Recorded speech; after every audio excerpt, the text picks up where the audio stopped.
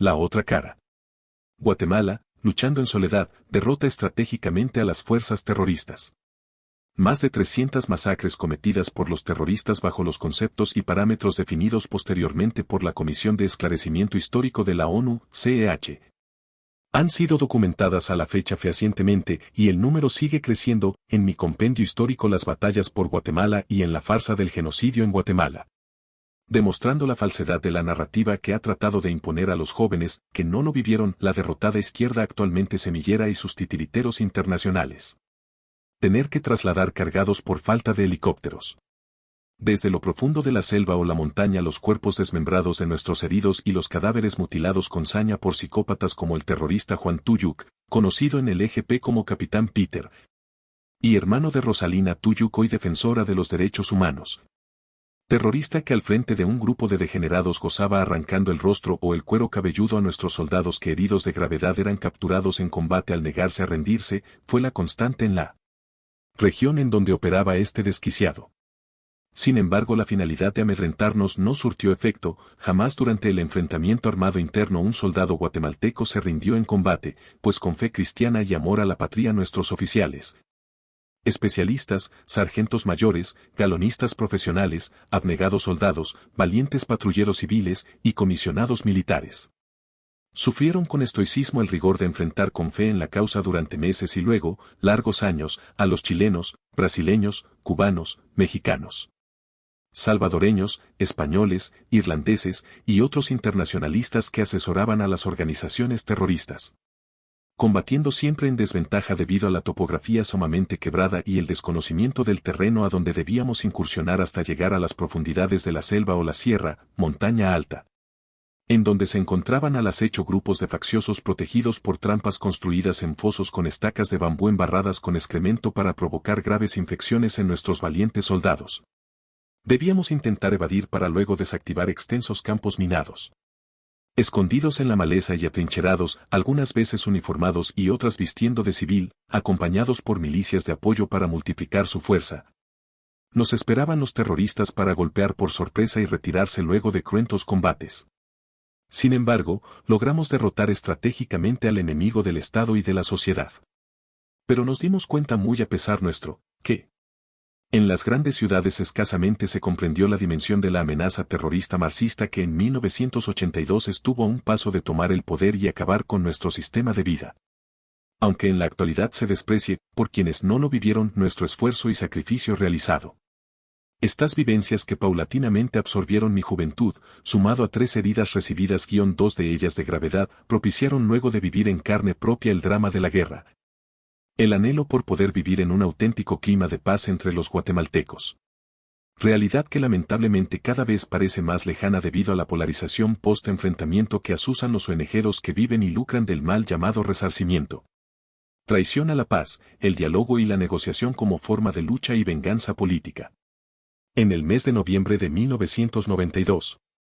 Fuerzas especiales del ejército tomaron por asalto las instalaciones del campamento guerrillero denominado Monimbo, en donde se refugiaba en las inmediaciones a la frontera con México la Dirección Nacional, DN, del autodenominado Ejército Guerrillero de los Pobres, EGP. Revista Crónica, enero de 1993. La sorpresa fue total y luego de un corto combate, en su precipitada fuga hacia territorio mexicano, los cabecillas de esta facción terrorista dejaron abandonado gran cantidad de armamento, talleres de reparación de armas, equipo quirúrgico y, lo más importante, preciosa información y documentos sobre la identidad de sus componentes, planes operativos y estratégicos, que pusieron nuevamente en claro la conjura internacional que enfrentábamos. El carácter internacionalista de nuestros oponentes develaba la intención de denominar al campamento principal de los terroristas con el nombre del barrio perteneciente a la ciudad de Masaya, ciudad nicaragüense donde Camilo Ortega Saavedra, el hermano menor de los cabecillas de la corriente tercerista del Frente Sandinista de Liberación Nacional, FSLN, Daniel y Humberto Ortega Saavedra, había dirigido en el mes de febrero de 1978 la insurrección de un fuerte grupo de terroristas sandinistas, que acompañados por las milicias locales se habían hecho temporalmente del control de esa ciudad. No fue por casualidad que esa insurrección fuera dirigida también por los curas marxistas de apellidos Vázquez y Pacheco, y estos a su vez por el cura español Gaspar García Laviana, comandante Martín, ni tampoco que ambos Ortega y García Laviana, fueran los responsables, o sea, quienes protegían y apoyaban en ese país a los curas españoles Javier Gurriarán, Luis Gurriarán, comandante Julio, y al cura jesuita guatemalteco Ricardo Falla Sánchez, comandante Marcos, responsables en Nicaragua del aparato de propaganda internacional del autodenominado Ejército Guerrillero de los Pobres, EGP, la facción más sanguinaria de las cuatro que integraron la Unidad Revolucionaria Nacional Guatemalteca, URNG, aparato de propaganda denominada para la población en general Iglesia Guatemalteca en el Exilio, IGE. Ambos, Ortega y García Laviana, murieron en combate, por lo que años más tarde en homenaje a sus responsables y compañeros internacionalistas, Ricardo Falla, miembro e ideólogo de la Dirección Nacional del EGP quien se encontraba en el campamento Monimbó y logró huir cuando fue tomado por el ejército, lo bautizó de esa manera. Siguiendo esa línea de acción y compromiso con sus pares internacionalistas que los entrenaron en Vietnam, la región en donde se ubicaba el campamento Monimbo fue bautizada como Indochina para congraciarse con los vietnamitas que entrenaron al EGP. Y el frente guerrillero al que pertenecía dicha región le fue impuesto el nombre del comandante Ernesto Guevara para satisfacer a los cubanos, otros de sus aliados estratégicos. Al finalizar el combate se incautó en el campamento el pasaporte del jesuita Ricardo Falla y pruebas irrefutables de su responsabilidad al retener en gran parte en contra su voluntad a grandes cantidades de campesinos, indígenas en su mayoría, responsabilidad compartida con Luis Gurriarán al aglutinarlos en dos grandes grupos denominados, como objeto de propaganda, Comunidades de Población en Resistencia, CPR. De la selva bajo el control de Ricardo Falla, y de la sierra, bajo el control de Luis Gurriarán. A la vez se pudo constatar la manipulación demagógica y perversa realizada por Ricardo Falla al fabricar entrevistas y supuestas cifras fruto de manipulados testimonios orientados a poner en boca de sus propias bases de apoyo pobladores que habían sido obligados a participar en el EGP y a acompañarlos a la montaña para mantenerlos bajo control y eran utilizados como operarios de sus sembradíos. La narrativa perversa utilizada para la elaboración del libro de Ricardo Falla Masacres en la Selva, texto utilizado actualmente en casos espurios fabricados en contra de nuestros veteranos militares. Para quienes deseen profundizar en el tema, mis libros Las batallas por Guatemala poseen vasta documentación sobre lo descrito anteriormente y manifiesto en aras de la verdad histórica, que en forma repetitiva he invitado al jesuita Ricardo Falla, comandante Marcos, a sostener un debate público en los medios televisivos, en directo para que no pueda ser editado, y a someterse a un peritaje grafológico para cotejar la letra encontrada en los documentos hallados en el campamento Monimbo. Expuestos en mis libros, si se atreviera a desmentir lo expuesto en este y muchos artículos sobre la verdad de lo sucedido en esa época.